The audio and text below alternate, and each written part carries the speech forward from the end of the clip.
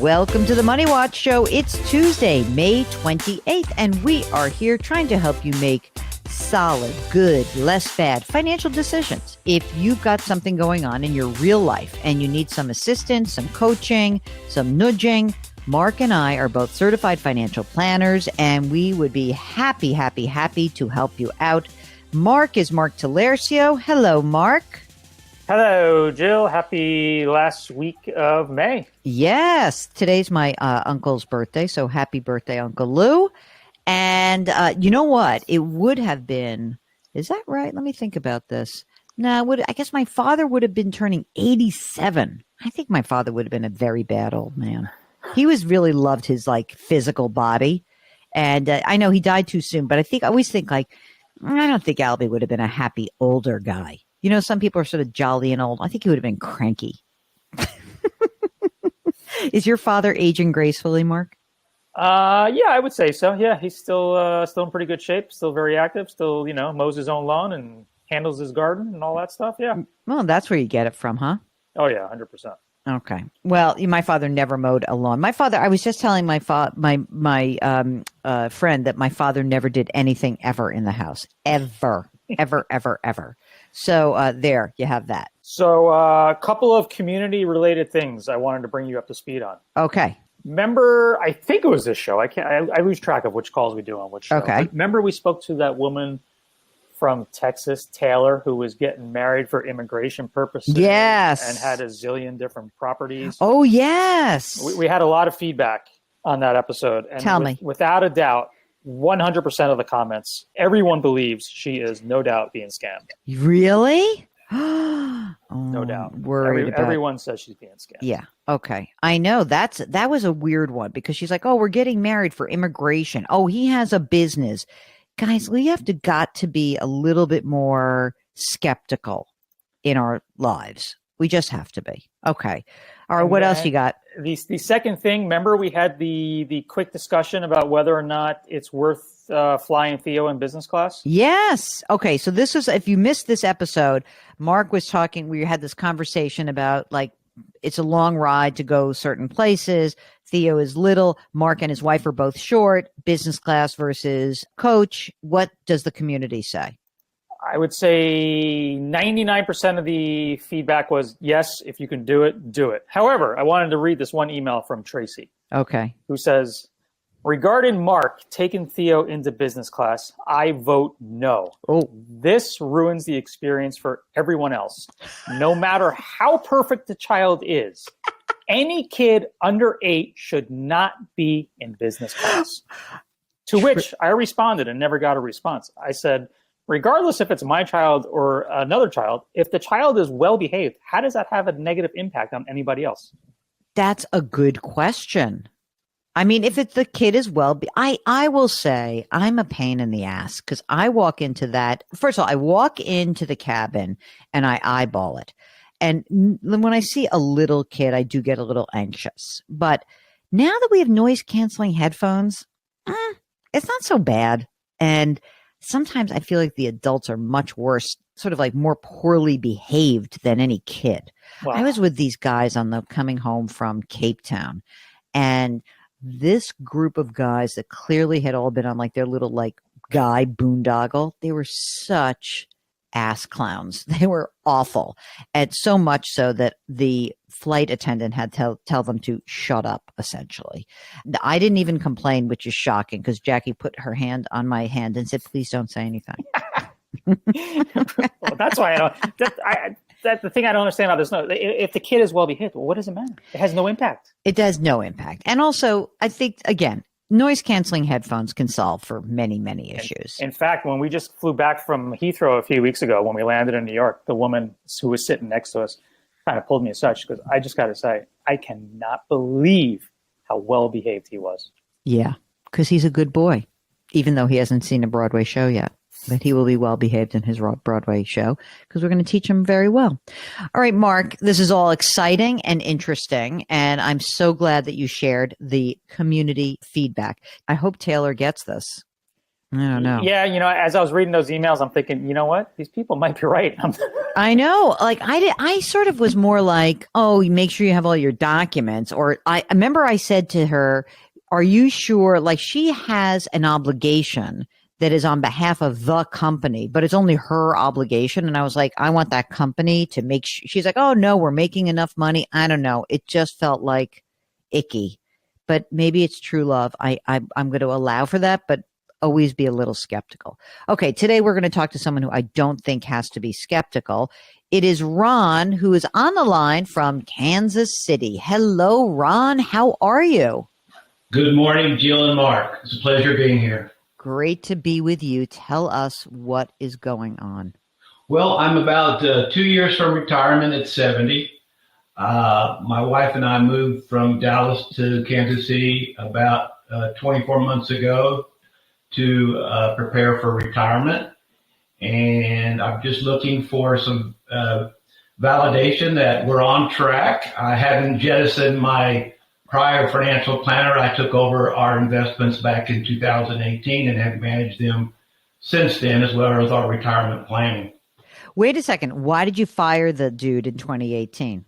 I just felt I could do the job and save the 1% charge on assets under management. Uh-huh. And I'm a pretty technical guy, a pretty logical guy, and I felt our performance during the past 15 years prior to that was not what I wanted it to be. Okay. I like that. And did you move from Dallas to Kansas City just in time to win Super Bowls? Is that what your whole was it, or do you still root for Dallas? I am a lifelong diehard Dallas Cowboys fan, and anytime I wear my blue star hat around town, I hear all about it. But I will say I have adopted the Chiefs as my second favorite team. Okay. So you're 68 and you're married. How old is your spouse? 66. And you're still working. And is wife working or not? Yes, she's working. She was retired in 2018, around the same time I took over the finances. And she was in education in Texas for 37 years. Wow. We moved here, like I said, almost a couple of years ago. Financially, it was a good move for us because it helped our finances, and she fell into a very good position where she is working an unexpected job, and it's helping us prepare for retirement. That's awesome. So how Yes. much do you guys earn together? Together, we earn approximately $275,000 a year. That's amazing. And does she get a pension from her Texas 37 Yeah, years? she gets a TRS pension. It's the standard TR pension. We opted not to do joint survivors benefits to get the extra. Mm-hmm. And of course, along with that pension comes the hickey of WEP and GPO for no Social Security for her. Okay, so for everyone listening, windfall elimination provision. So sometimes when you work in certain municipalities or government jobs, you are unable to claim Social Security, and that is the case with Ron's wife. So when you said 275, was that inclusive of her pension or not? That was just salary. What's her pension amount? About $70,000 per year. Oh, that's great. When you retire in 2 years, what will your Social Security look like? Approximately $4,800 a month. Wow. That's a good number, right? Yeah, that's a good number. Even if I retired today, I wouldn't claim until 70. I could live on my savings till then. Amazing. So when you moved from Dallas to Kansas City, you bought a house? Is that what happened? Yes, we sold just as the market was starting to turn a little bit down, but we kind of sold right at the tail end of the craziness. Mm-hmm. And then we bought a home up here. How much is the house worth? Approximately $600,000. Do you guys have a mortgage on it or not? We do not. Okay. So you were able to was this a downsize for you guys? It was a slight downsize. Yes, we moved from a slightly larger house to this one. Great. So, in 2 years, you'll have your wife's pension, you'll have your $57,000 or $58,000 of Social Security. How much more money do you think you need? I don't know. I think we're going to need about around $9,000 a month to scrape by. I like that you say that with a little giggle. That's cute. Yes. All Right. Yes. We've been blessed, and but we are used to the lifestyle that we have, and we know we're going to have to adjust it, But not that much. Wait a second. Why are you going to adjust it?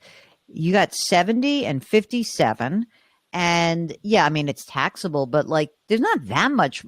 How much more money do you need? That's even if you were 10 grand a month, this is not a lot of, you don't have a big gap between your income and your need. You're not telling me you're spending 20 grand a month. No, I know I'm not spending that much. It's just when you manage your own finances, you're much more aware of the pitfalls and dangers of the 5 years before and after retirement. All right. I like that you're putting the pressure on yourself. How much money have you guys saved up? We have approximately 1.4 million in 401ks and IRAs. Yeah. And we have approximately another 125,000 in cash, and then in taxable investment accounts, probably about another 50,000. Okay. Do you guys have grown kids or no kids? Yes. What do you got? Yes, we have 3 grown kids. The last one, we finally married we're finally getting him married off this summer, destination wedding in the Azores. Are you paying for that or not? No. I love that decision then. He can do whatever he wants. Yeah, he's 37 and we're excited. He's picked out a wonderful Oh. lady who just makes him a better person, and I did the same thing. Marry someone who makes you a better person. That's so nice. So the way I'm doing quick calculation for you guys, at age 70, you'll have a bunch of income. And I would say that net to you, I don't know what the state tax rate is there in Kansas City, but let's say you clear about $7,000 a month. That's all that you have, right? That's what will be your income. And so all we need to do is out of this $1.4 million, not even including your cash and everything, is a couple $1,000s a month. Come on. You guys are golden. You're amazing. Really? You think we can get net 7,000 out of our base pension? Wait a second. You got she said pension is 70,000, right? And you told me Social Security is 4,800 a month, right? Yeah, that is correct. She's been collecting her pension since 2018. Right. So let's just do this math, okay? $4,800 a month for Social Security is $57,600, right? Yes, ma'am. Plus I love the ma'am. So let's do 57,600 plus the $70,000 of the pension, right? That gives me $127,600 every year in total income, right? Correct. Okay. Now, let's have some fun with that. Let's say that if we divide that by 12, what we get is about, let's call it $10,000 a month. Okay. Okay. All right. So you got $10,000 a month that's taxable to you. And that will put you, like in the top bracket, 22%. And you got to pay some taxes on that. You got to pay some. Do you have state tax there? Is there a state? We do have state tax here, but Missouri just this year took state tax off of Social Security income. Huge. So, okay. So if you have $10,600 a month, and I presume that you clear $7,000 a month, that's probably overstating it. So you'll have net $7,000 a month of income between pension and Social Security. You said, hey, I just need $9,000 a month to live on. So then, even if you took out $3,000 a month from your 401k and your IRA, right? And you paid the tax on that, you're good. You got nothing to worry about. So the thing is, are you concerned that you have to pay tax on the money coming out of that $1.4 million pool of assets? I am concerned that I would say my number one concern long term is upon my death or her death, neither one of us will get the other one's benefit, i.e. Social Security or pension. And so we have to keep that nest egg fairly large to get us through, when that day does come, and it will come. Yeah. When one of us is alone, one of the legs on the three-legged stool will go away. I got you. Okay, fair enough. But like you're 70, you're not 40. So right now, what I think is prudent is if you are, even though you're making a lot of money and are you still putting money into 401k? Yes, most of it's going into a Roth now. But my company they started a Roth a few years ago.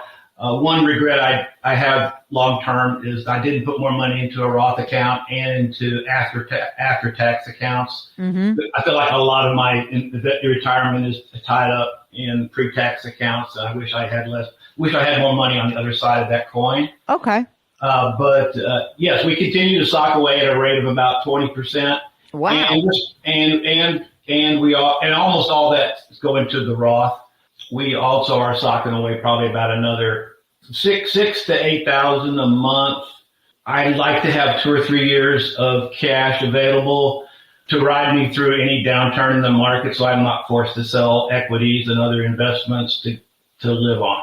You know, having cash built up is great, but let's play this out. I mean, I hate to do this because it's not particularly a lovely way to think about this, but let's just say, God forbid, something bad happened to either of you immediately. You still have a $600,000 paid off house, which I guess could also be the source of some extra equity that you may or may not want to sell then, eventually.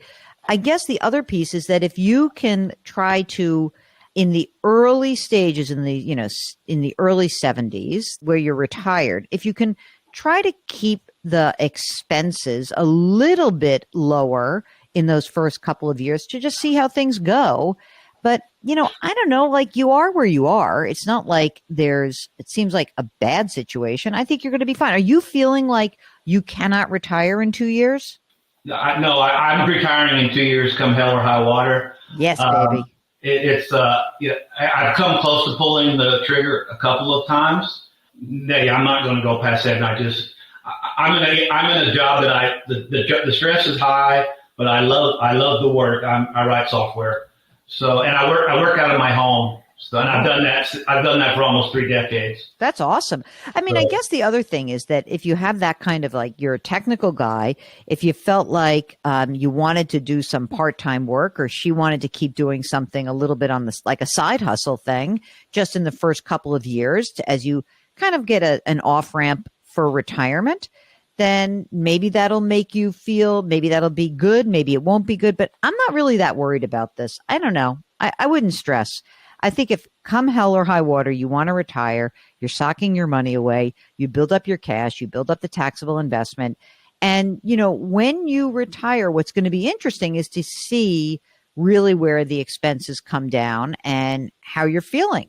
That's the other thing. Like if you're feeling really strong and good and, the markets have been helpful to you and you want to try to trim some of your risk a little bit, but knowing that there is some downside if, when that time comes when one predeceases the other, then fine. Or you say to your wife, babe, I love you. If I drop dead, you got to find somebody who has some income.